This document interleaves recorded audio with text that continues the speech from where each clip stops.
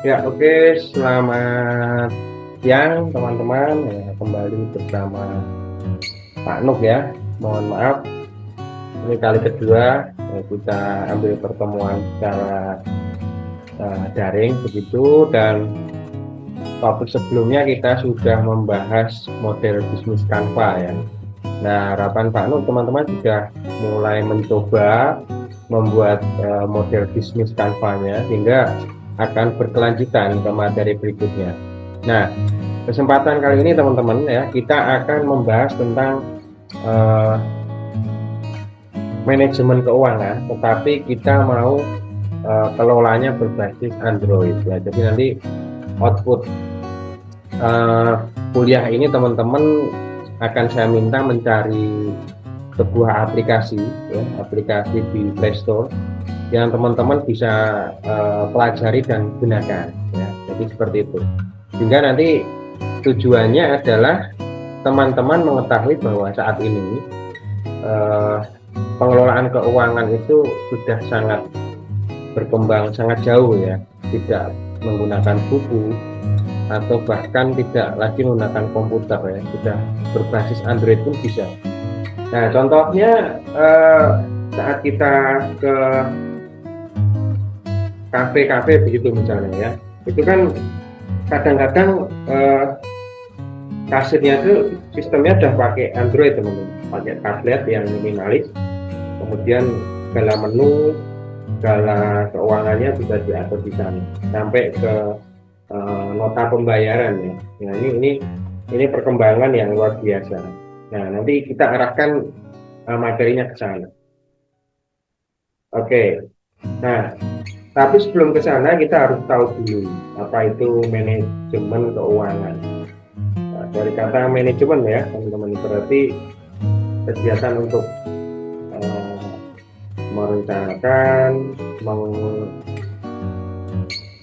mengorganisir, kemudian melaksanakan sampai mengevaluasi tentang keuangan, gitu. Atau bisa dikatakan sebagai segala aktivitas yang digunakan oleh perusahaan yang berhubungan dengan upaya.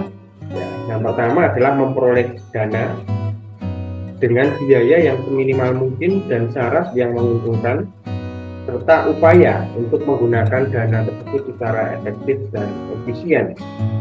Nah, itu adalah manajemen keuangan. Nah, tugas pokoknya apa? Ada 3 ya, tentang keputusan investasi, pembiayaan usaha, pembagian dividen, kalau kita pakai istilah saham gitu ya, oleh sebuah perusahaan. Nah, ini manajemen keuangan secara global ya. Belum nanti kita akan mengkhususkan lagi bagaimana pengelolaan keuangan di usaha kecil gitu ya. Oke, kita lanjut. Nah, konsepnya sebenarnya hanya ada 3 teman-teman ya. Jadi bagaimana cara memperoleh dana, bagaimana menggunakan dana, dan bagaimana mengelola aset. Nah, sebenarnya konsep manajemen keuangan itu hanya 3 kegiatan ini gitu ya. Nah, ini perlu kita pahami. Oke. Nah, memperoleh dana itu seperti apa? Nah, memperoleh dana di dalam sebuah perusahaan memang banyak cara ya, banyak cara yang bisa digunakan. Apakah itu dengan hutang ya, hutang bisa juga tentu. Sekarang banyak usaha-usaha besar yang pasti punya hutang begitu ya. Nah, bahkan pemerintah juga mendorong UMKM itu untuk bisa memperoleh modal ya, untuk mengembangkan usaha. Contohnya program pemerintah itu ya, KUR itu, pinjaman usaha. Nah, gitu. Kalau teman-teman orang tuanya punya usaha ya tanya aja gitu, cara memperoleh dana seperti apa. Apakah dengan hutang, apakah dengan kolaborasi begitu ya. Nah, atau dengan modal pribadi itu sudah cukup, tapi jarang sekali ya. Kemudian bagaimana menggunakannya, ya, bagaimana membelanjakan, bagaimana mengelola, bagaimana juga misalnya kalau kita jual beli begitu ya, bagaimana kita membeli beberapa produk yang akan kita jual kembali, kemudian bagaimana kita menggaji karyawan, bagaimana pengeluaran-pengeluaran yang dibutuhkan begitu ya. Nah, karena memang konsep keuangan ini memang lebih banyak di akuntansi, teman-teman. Nah, yang tidak kalah penting adalah bagaimana juga pengelolaan asetnya begitu ya. Jadi punya aset apa saja, dikelolanya seperti apa, mulai dari bangunan gitu ya, bangunan, mesin dan sebagainya, alat transportasi gitu. Nah, fungsinya apa? Fungsinya ada kurang lebih 7 fungsi ya.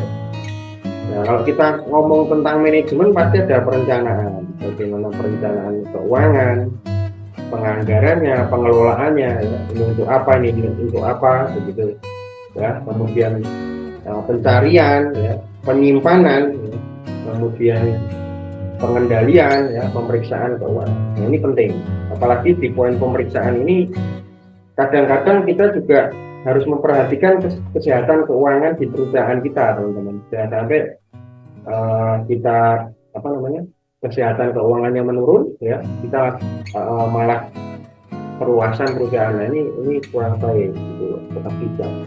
Nah, ini fungsinya secara umum seperti itu. Nah, peranannya apa ya? Kenapa kita harus memahami manajemen keuangan? Ini karena manajemen keuangan ini akan memegang peranan-peranan penting ya dalam perusahaan. Yang pertama adalah manajemen keuangan itu merupakan manajemen terhadap fungsi-fungsi keuangan, ya, mulai dari pengelolaan, mulai dari memperoleh dana atau raising of fund, dan bagaimana menggunakan dana tersebut, bagaimana mengalokasikannya. Gitu. Nah, banyak pengusaha-pengusaha itu yang tidak berhasil, termasuk Pak Nuk dulu karena saya juga seorang pengusaha ya, walaupun hanya usaha kecil dan tidak berhasil karena alokasinya itu tidak tepat ya, alokasinya tidak tepat. Contoh, kita punya modal sekian ya, yang harusnya dibagi rata untuk bahan, kemudian SDM, kemudian pengeluaran lain, pajak dan seterusnya. Ternyata karena SDM kita terlalu banyak, kita habis di penggajian. Nah, ini salah. Atau sebaliknya, ya, terlalu banyak di misalnya pengadaan barang. Ini juga kita perlu tentukan dengan tepat. Nah, kemudian untuk memperoleh dana, manajer keuangan bisa memperolehnya dari dalam maupun luar perusahaan. Ini juga penting juga, teman-teman ya. Sehingga dana ini juga bukan berarti modal pribadi kita saja gitu. Kita bisa cari ke sumber-sumber yang lain ya. Bisa dari pasar modal, bisa berbentuk utang atau juga modal sendiri. Nah, ini peranannya begitu. Kemudian ada keputusan, sehingga kalau kita melakukan proses manajerial pada keuangan, itu ada beberapa keputusan yang bisa kita ambil untuk dipertimbangkan gitu ya. Yang pertama adalah tentang bagaimana kita menganggarkan modal. Jadi ini berarti capital budgeting ya. Jadi proses perencanaan dan pengelolaan investasi itu berbasis jangka panjang dalam sebuah perusahaan. Nah, ini kita perlu pertimbangkan. Mau bagaimana jalannya perusahaan kita dalam jangka panjang, itu kita harus menganggarkan berapa misalnya begitu ya. Dan kita harus hati-hati. Biasanya kalau sudah tahap penganggaran itu nanti kan kita akan masuk di bagaimana kita mencari modal ini. Nah, salah satunya adalah hutang gitu ya, teman-teman. Nah, kombinasi spesifik ekuitas dan hutang jangka panjang yang digunakan perusahaan untuk mendanai operasional. Itu yang disebut dengan struktur modal. Nah, contohnya begini, misalnya ya, terkait dengan hutang ini yang seringkali terjadi kesalahan. Nah, kita juga harus memahami apa itu hutang jangka panjang, hutang jangka pendek atau jangka menengah. Ini kita pahami dulu, teman-teman. Misalnya, ada orang kuno ya biasanya, atau orang-orang tua itu berpikir saya lebih baik hutang, misalnya ya teman-teman, hutang 50 juta yang bisa diangsur sekian periodik, tetapi angsurannya hanya 1 juta. Nah misalnya begitu. Nah ini jadi dia ambil uang yang terbatas 50 juta untuk modal, tetapi angsurannya ringan, jangka waktunya panjang. Nah tetapi setelah di total ya, ternyata sampai pelunasan yang awalnya hutang 50 juta, nah, totalnya bisa sampai 80 juta. Nah ini kurang tepat, kurang bijak begitu. Nah, untuk sebuah penggunaan modal. Nah, sehingga hutang 50 juta bisa jadi 80 juta kan kita hampir membayar setengah, lebih dari setengah kapasitas hutang kita. Nah sehingga kita harus bijak di sana ya. Dan itu harus kita sesuaikan dengan kemampuan ya. Makanya ada analisis keuangan itu, kita bisa hutang itu dengan sehat itu apabila menghabiskan ya, maksimal itu 40% dari pendapatan.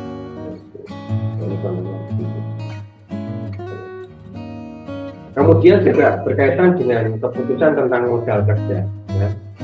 Jadi apa saja yang kita butuhkan itu harus didata dengan baik ya. Mulai dari aset, kemudian peralatan, perlengkapan, semuanya harus dihitung sampai SDM-nya. Sehingga nanti saat kita wujudkan menjadi modal kerja itu sesuai dengan kebutuhan dan kemampuan. Nah ini tahapannya ya teman-teman, ini tahapannya. Ada tahapan perencanaan, kemudian pelaksanaan, sampai juga ada tahap juga untuk riset atau penelitian ya. Jadi ini manajemen keuangan. Kenapa butuh riset ya? Kenapa butuh riset? Karena kita itu perlu tahu keadaan di lapangan dan cara pengambilan keputusan yang tepat, teman-teman. Ya. Kalau sudah direncanakan, kemudian ada tahap implementasi atau pelaksanaan, ya. Nah, kita harus melakukan analisis apakah pengelolaan keuangan kita ini sehat atau tidak. Gitu. Ya. Nah, mungkin nanti akan ada beberapa komponen-komponen keuangan yang perlu kita berikan keputusan, ya. Apakah ini mau dikurangi, mau ditambah dan seterusnya. Ini fungsi dari penelitian. Ini sebuah tahapan. Nah, prinsipnya apa? Sehingga berdasarkan 3 tahapan tadi kita harus memahami apa itu prinsip-prinsip manajemen keuangan.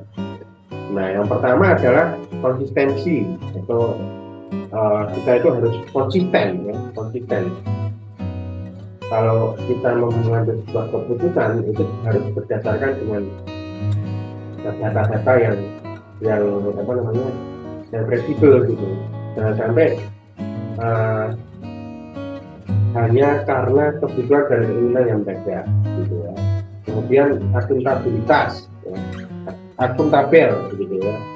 Ada transparansi, ya. Berarti memang pengelolaan keuangan itu terlihat gitu, terlihat baik itu oleh apa namanya, kalau kita ada inventur gitu, ini transparan, bisa apa namanya, dianalisa secara terbuka dan sebagainya.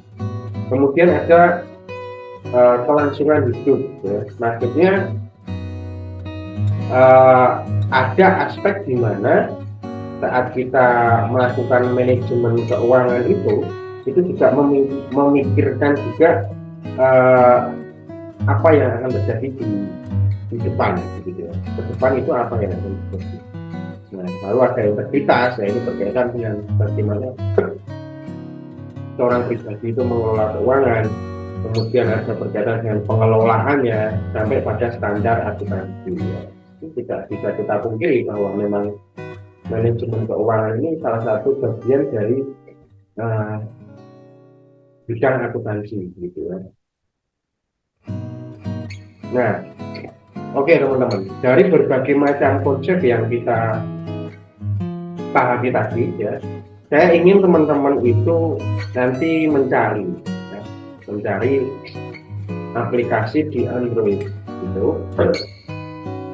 Kemudian dicari tahu ya, itu aplikasinya itu apa, kemudian untuk kegunaannya untuk apa, kelebihannya apa, kekurangannya apa. Nanti dibuat presentasi 4-5 slide. Nah, lalu dipresentasikan di depan kelas besok ya. Nah, ini contohnya apa Pak? Nah, ini saya punya satu contoh. Nah, ini namanya adalah catatan keuangan. Aplikasinya ini. Nanti teman-teman bisa cari juga di Google Play ya. Dicari saja. Nah, di sini di catatan keuangan ini kita bisa menampilkan pemasukan dan pengeluaran keuangan itu berbasis harian, bulanan, sampai tahunan teman-teman, sehingga kita tahu bagaimana grafik perusahaan. Nah, catatan keuangan ini juga bisa kita gunakan untuk mencatat keuangan harian kita. Nah, selain untuk pribadi, mungkin fitur-fitur ini bisa kita juga gunakan untuk pengelolaan keuangan sederhana di sebuah usaha. Nah, ini contohnya. Jadi fiturnya sederhana, hanya ada pemasukan dan pengeluaran. Tetapi report atau laporannya itu bisa kita gunakan sebagai pertimbangan untuk kita mengambil keputusan-keputusan keuangan, gitu ya. Nah, sehingga ini contoh ya, tapi boleh juga dipakai. Ada banyak aplikasi yang lain. Nah, gitu ya. Nanti dibuat slide saja 4-5, kemudian kita akan presentasikan bersama. Oke, teman-teman, mungkin itu dulu perkuliahan kita pada siang hari ini. Teman-teman langsung saja kerjakan tugasnya. Kita besok ketemu untuk presentasi, gitu ya. Oke. Saya rasa cukup. Terima kasih. Selamat siang, Tuhan memberkati.